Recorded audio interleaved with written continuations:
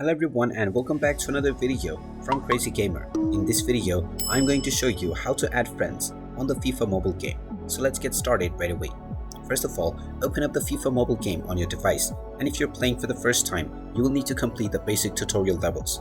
After you have completed these levels, you will be allowed to choose your home team and also set up your username. Once you have set up your username, you will be taken into the home page, from which, if you wish to add friends, then click on the friends icon at the top section alongside the message icon. Once you tap on this, you will be taken into the game friends menu.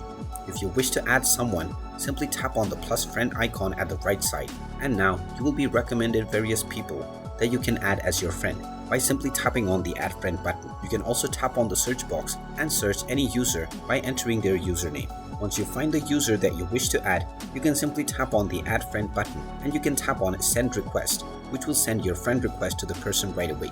Now once this person taps on the accept button from your friend request, you will become friends with this user right away. And there you have it. That is how easy it is to add friends onto your FIFA mobile game. If you find this video helpful, make sure you hit that like button and subscribe to our channel if you haven't done so already. Also ring that notification bell to never miss another update from us. Thank you for watching and I will see you again in the next video.